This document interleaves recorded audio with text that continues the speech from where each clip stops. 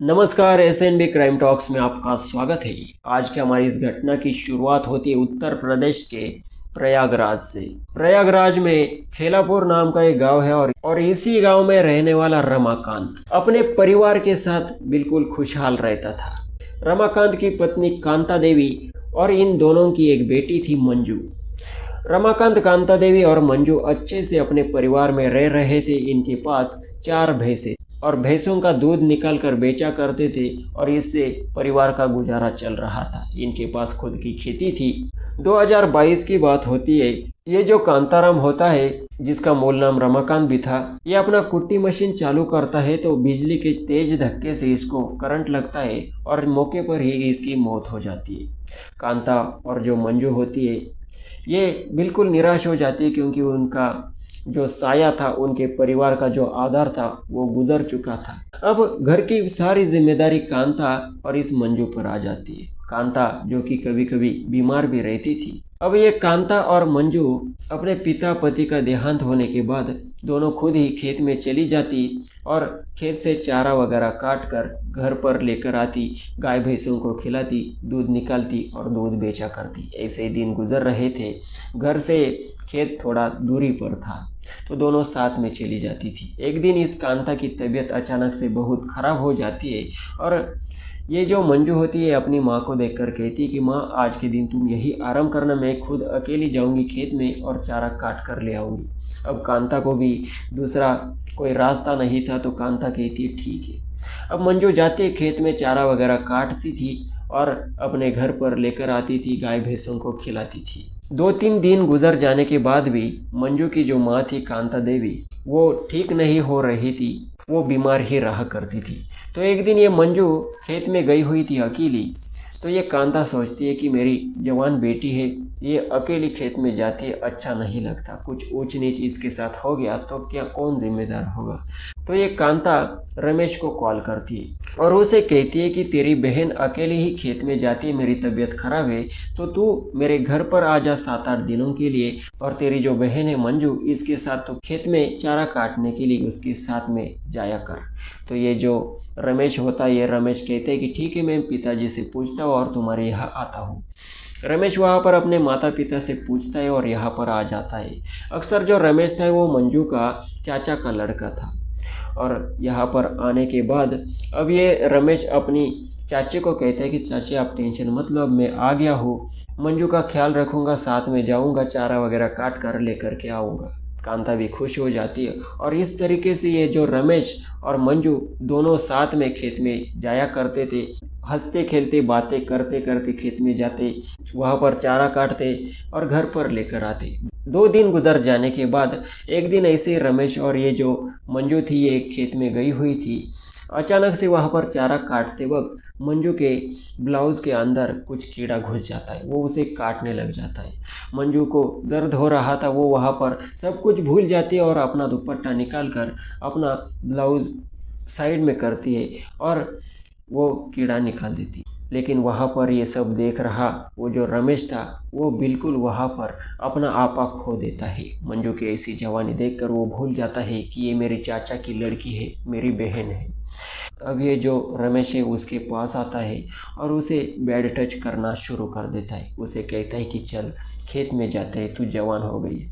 अब ये जो मंजू वहाँ पर डर जाती है क्योंकि 18 साल की लड़की थी, रमेश जो था वो 25 साल का नौजवान लड़का था। अब मंजू कहती कि ये क्या कह रहे हो, हम भाई बहन हैं। लेकिन रमेश उसका सुनने वाला नहीं था। रमेश आसपास देखता है, खेत में कोई भी नहीं होता और पास में ही गन्ने का खेत होता है। वो उसे ज़बरदस्ती उस गन्ने के खेत में ले जाता है। मंजू मना कर रही थी, काफ़ी डर चुकी थी, लेकिन रमेश सुनने को तैयार नहीं था। वो ज़बरदस्ती उसके साथ वहाँ पर गन्ने के खेत में संबंध बनाता है, तब तक बनाता है जब तक उसकी इच्छा पूरी नहीं होती। और सब कुछ उसका जब मन की तृप्ति होती है तो वो मंजू को कहता है कि इस बारे में मेरी चाची कांता को मत बताना, अगर बता दिया तो मैं तेरा यहीं पर खेल ख़त्म कर दूंगा। मंजू जो होती है अपने भाई से काफ़ी डरने लगी थी और उसके बाद ये दोनों चारा लेकर घर जाते हैं। जब ये घर पर जाते हैं तो रमेश देखता है कहीं ये बता ना दे उसकी माँ को, लेकिन जो मंजू होती अपनी माँ को इस बारे में कुछ भी नहीं बता रही थी। तो रमेश काफ़ी खुश हो जाता है। रमेश सोचता है कि ये कभी नहीं बताएगी। अगले दिन फिर से जब चारा काटने जाना पड़ता तो मंजू काफ़ी डर चुकी थी, क्योंकि मंजू को लग रहा था कि ये रमेश आज भी मेरे साथ यही करने वाला है। वो डर डर कर सहम कर उसके साथ ऐसे ही नाखुशी से चली गई। लेकिन उसके बाद ये रमेश फिर से उसे गन्ने के खेत में ले गया और उसके साथ गलत काम करने लगता है। और ऐसे ही करते करते और फिर उसको धमकी देता है कि बताना मत, नहीं तो तेरी माँ को भी मार दूंगा। ऐसे ही दिन गुजर रहे थे। 7-8 दिन से ये रमेश उसके साथ यही काम कर रहा था। मंजू बिल्कुल डर चुकी थी, बिल्कुल घबरा चुकी थी। एक दिन ये जो रमेश होता है ये गांव में कुछ काम के सिलसिले से जाता है। तो ये जो मंजू होती है घर पर अपनी माँ के सीने से लिपट कर रोने लगती है, और इतनी रोती, भयंकर रोती है, ज़ोर ज़ोर से चिल्ला चिल्ला कर रोती है। तो ये कांता भी डर जाती है और कांता अपनी बेटी को कहती कि आखिर हुआ क्या है। तो मंजू डर कर कहती है कि जो रमेश भैया है वो मेरे साथ 7-8 दिन से ऐसा कर रहे हैं। पूरी कहानी जब कांता सुनती है तो कांता वहाँ पर काफ़ी गुस्से में आ जाती है और उसके बाद मंजू को चुप कराती है और उसे कहती है कि ये बदला मैं ज़रूर लूँगी, अभी मैं ज़िंदा हूँ। और उसके बाद जैसे ही शाम के समय, रात के समय ये रमेश गांव से आता है, तीनों मिलकर खाना वगैरह खाते। खाना खाने के बाद रमेश अपने रूम में जाकर सो जाता है। जैसे ही 11-12 बज जाते हैं तो ये कांता उठती है, अपनी बेटी मंजू को भी उठाती है, घर से किचन से एक तेज धारदार चाकू उठाती है और उसके बाद दोनों माँ बेटी रमेश के रूम में जाती है। और ये जो कांता देवी होती है उसके सीने पर बहुत सारे असंख्य वार कर देती है, उसकी गर्दन पर भी वार कर देती है। और उसके बाद ये मंजू भी, इसे तो काफ़ी गुस्सा आ चुका था, ये भी चाकू लेती है और गुस्से में रमेश का वो पार्ट भी काट देती है। और फिर उसके बाद इनका गुस्सा शांत होता है तो ये कांता और मंजू वैसे ही नज़दीकी पुलिस स्टेशन में जाते हैं। रात के 11 साढ़े 11 बजे थे जब पुलिस इनको ऐसे हालत में देखते तो पुलिस भी सोचने पर मजबूर हो जाते कि आखिर इन लोगों ने क्या किया है, क्योंकि खून के धब्बे उनके हाथ पैरों में लगे थे, उनके चेहरे पर लगे थे और वैसी हालत में वो पुलिस स्टेशन आ गई थी। तो पुलिस वाले कहते हैं कि आखिर तुम्हारे हाथ में ये चाकू कैसा और तुमने क्या किया है। तो मंजू की जो माँ होती है कि आज मैंने एक राक्षस का वध कर दिया है और वो अभी मेरे घर में ही पड़ा हुआ है।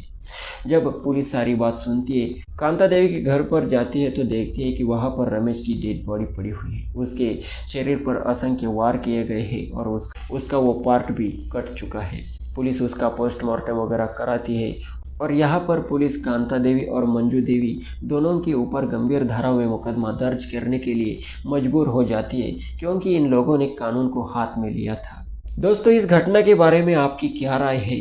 मंजू और कांता देवी ने जो रमेश के साथ किया, क्या वो सही था या गलत था? अपनी राय कमेंट सेक्शन में ज़रूर दें। इस वीडियो का मेरा मकसद किसी की भावनाओं को ठेस पहुंचाना नहीं, बल्कि आप लोगों को जागरूक करना था। आजकल समाज में कुछ ऐसी घटना घट रही है, इसलिए सावधान रहे, सतर्क रहे। वीडियो पसंद आई तो इसे लाइक करें और ऐसे इंटरेस्टिंग क्राइम स्टोरीज लगातार सुनते रहने के लिए चैनल को सब्सक्राइब कर लें। मिलते अगले एपिसोड में। जय हिंद, नमस्कार।